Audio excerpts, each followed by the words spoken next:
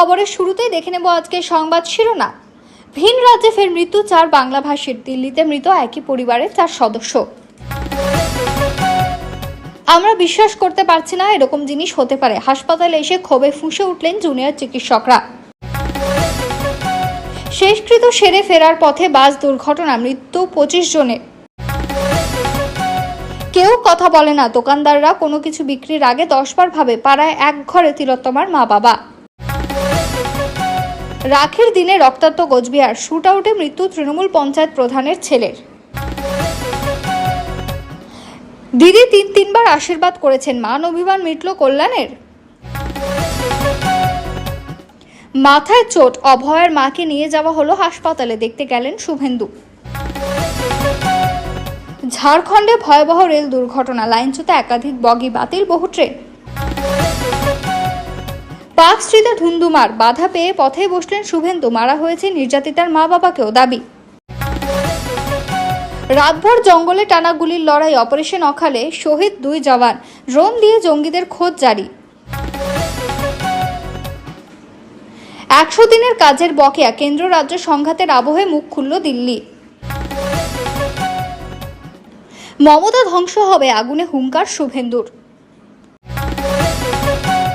নেহরু তো শুরু করেছিলেন এসআইআর নিয়ে, রাহুলকে পাল্টা অমিত শাহ। ঘাটালে বন্যার জল থেকে উদ্ধার নিখোঁজ পরিবহন কর্মীর দেহ। স্বামীর পরকীয়ায় বাধা, গোয়াল ঘরে মহিলার অবস্থা দেখে শিউরে উঠলেন প্রতিবেশীরা। উত্তরে ভারী থেকে অতি ভারী বৃষ্টির সতর্কতা, দক্ষিণেও কি আগামী কয়েকদিন দুর্যোগের ঘনঘটা, কি জানাচ্ছে হাওয়া অফিস। এবার আসছি বিস্তারিত খবরে। মাথায় চোট, অভয়ার মাকে নিয়ে যাওয়া হলো হাসপাতালে, দেখতে গেলেন শুভেন্দু। তাকে রাস্তায় ফেলে মারা হয়েছে, এমনভাবে মারা হয়েছে আঘাত পেয়েছেন মাথায়, ভেঙে গিয়েছে শাখাও, অভিযোগ করেছেন অভয়ার মা। রক্ত ঝরেছে অভয়ার বাবারও। এই পরিস্থিতিতে অসুস্থ অভয়ার মাকে নিয়ে যাওয়া হয়েছে মেডিকেল হাসপাতালে।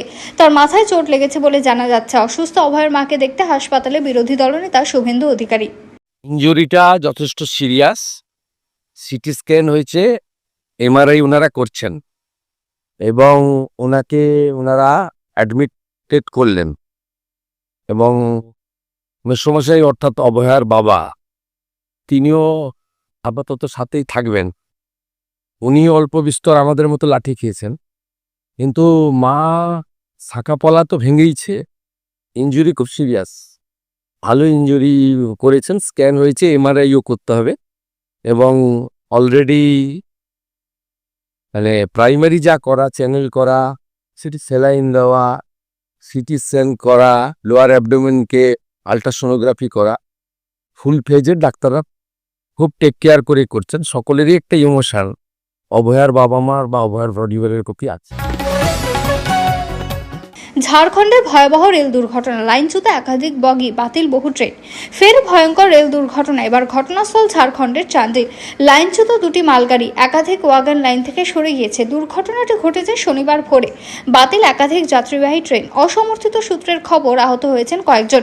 ঘটনাস্থলে রেলের আধিকারিকরা। টাটানগর থেকে পুরুলিয়াগামী লোহা বোঝাই একটি মালগাড়ি চান্ডিল স্টেশন থেকে কিছুটা এগিয়ে লাইনচ্যুত হয়ে যায়। সেই সময় বিপরীত দিক থেকে আসছিল আরও একটি মালগাড়ি, সেটি গিয়ে ধাক্কা মারে লাইনচ্যুত ওয়াগনগুলিতে। এই মুখোমুখি সংঘর্ষে দ্বিতীয় মালগাড়ির বেশ কয়েকটি ওয়াগনও উল্টে যায়। খবর পাওয়ার সঙ্গে সঙ্গে ঘটনাস্থলে পৌঁছায় রেলের কর্মকর্তারা। ঘটনা তদন্ত শুরু করা হয়েছে ইতিমধ্যে। প্রাথমিক অনুমান, কোনো যান্ত্রিক ত্রুটির জন্য গাড়িটি উল্টে গিয়েছে। এই ঘটনার জেরে 20টি যাত্রীবাহী ট্রেন বাতিল করা হয়েছে। রুট ঘুরিয়ে দেওয়া হয়েছে অনেক ট্রেনের। প্রভাব পড়েছে হাওড়া শাখা ট্রেনেও।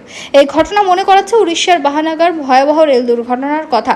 সেই ক্ষেত্রে একইভাবে দুর্ঘটনার কবলে পড়েছিল 2টি ট্রেন। শনিবার দুর্ঘটনা, মালগাড়ি থাকে বড়সড় দুর্ঘটনা এড়ানো গিয়েছে, কোনো প্রাণহানি হয়নি।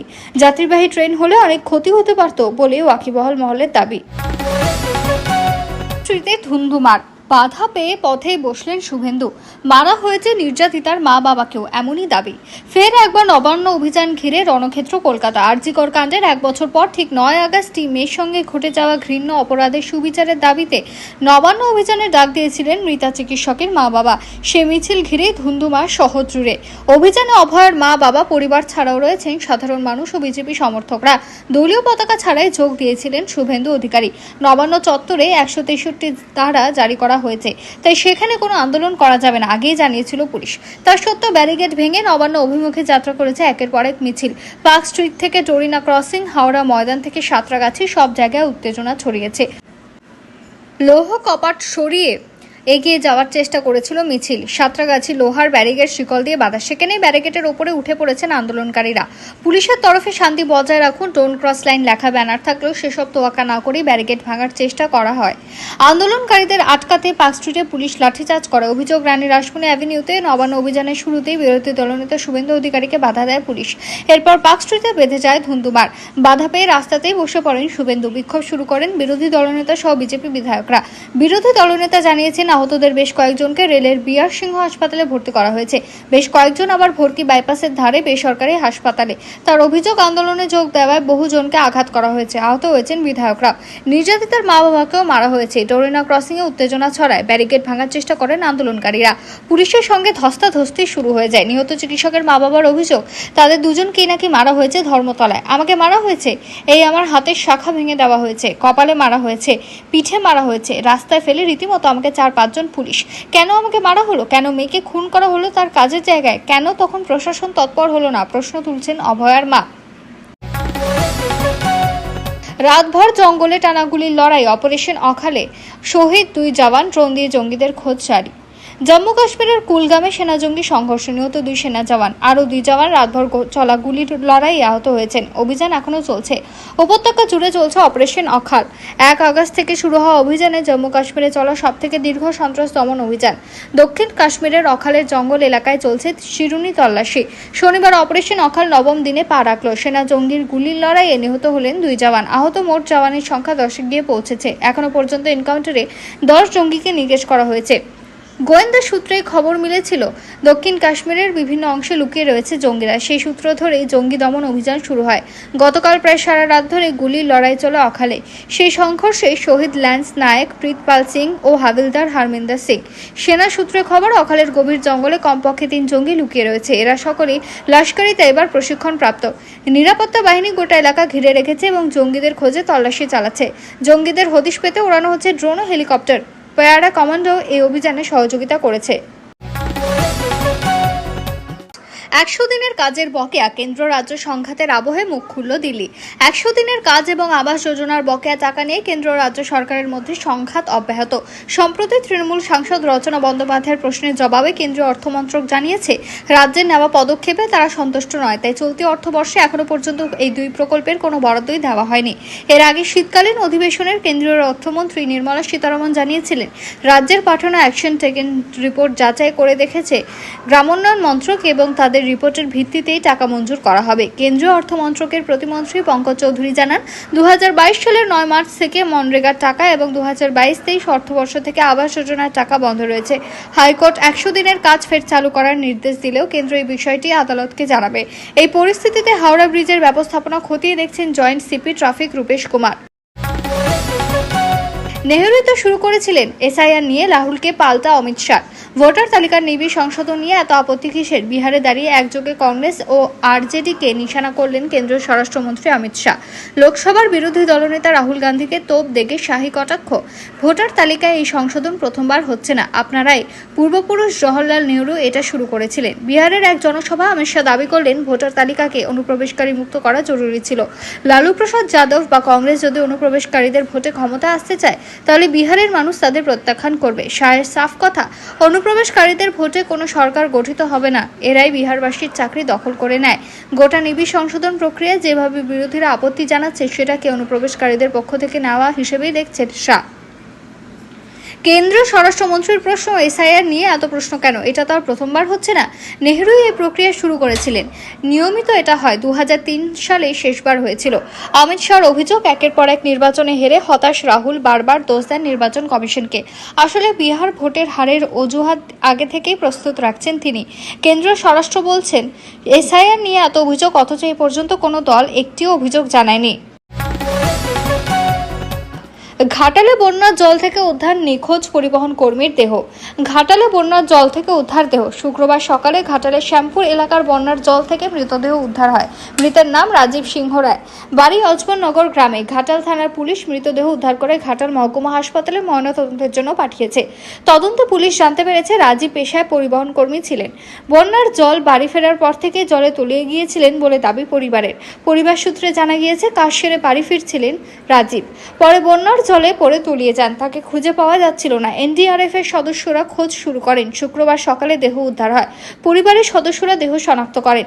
2 মাস ধরে প্লাবিত ঘাটাল, এক নাগাড়ে বৃষ্টিতে বাড়ছে জল। ইতিমধ্যে দেখা দিয়েছে পানীয় জলের সমস্যা।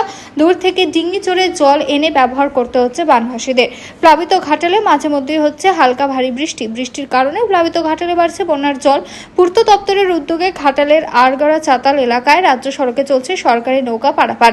জলে ডুবে রয়েছে ঘাটাল পুরসভার 12টি ওয়ার্ড সহ একাধিক গ্রাম পঞ্চায়েতের বিস্তীর্ণ এলাকা।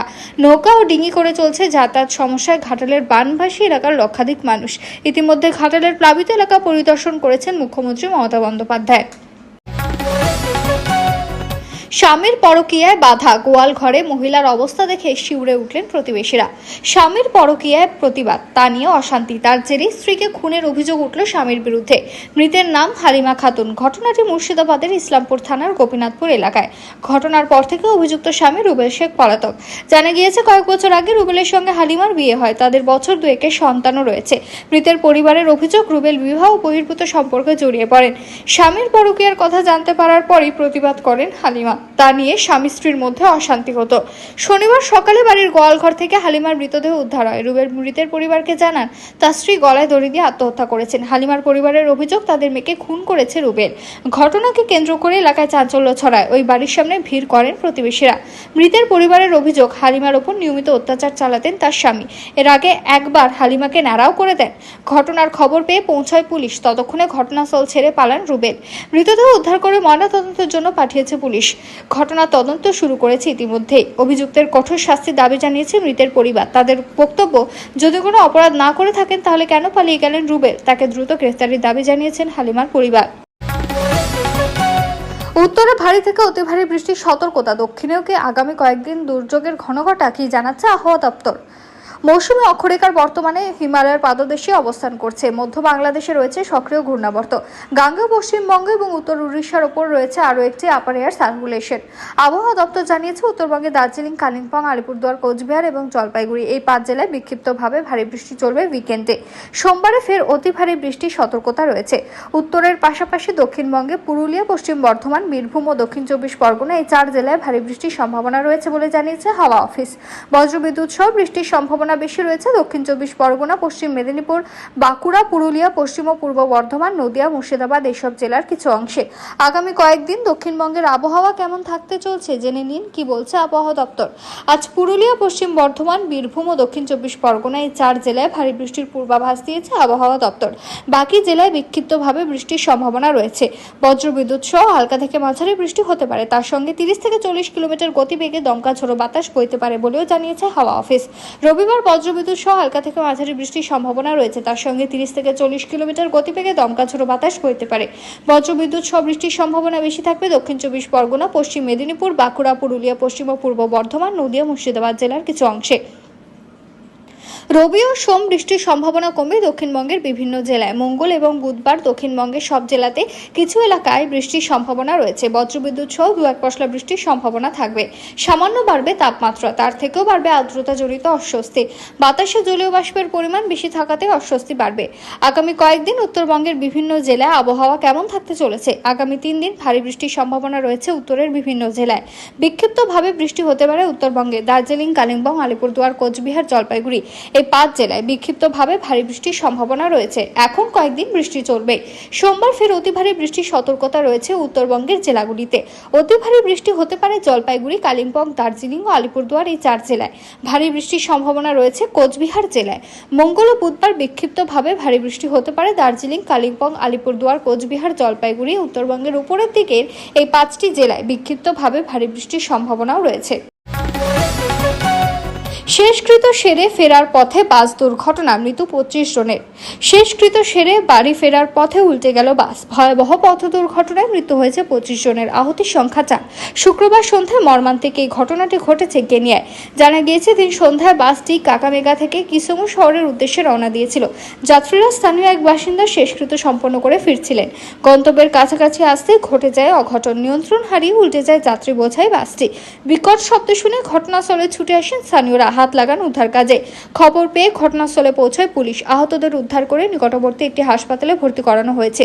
পুলিশ সূত্রে খবর, বাসে মোট 29 জন যাত্রী ছিলেন।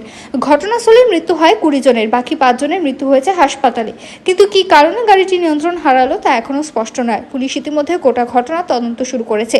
পুলিশের এক আধিকারিক বলেন, মর্মান্তিক একটি ঘটনা, মৃতদের মধ্যে রয়েছে 10 জন মহিলা। কি কারণে গাড়িটি নিয়ন্ত্রণ হারালো তা এখনো স্পষ্ট নয়। গোটা বিষয়টি আমরা খতিয়ে দেখছি।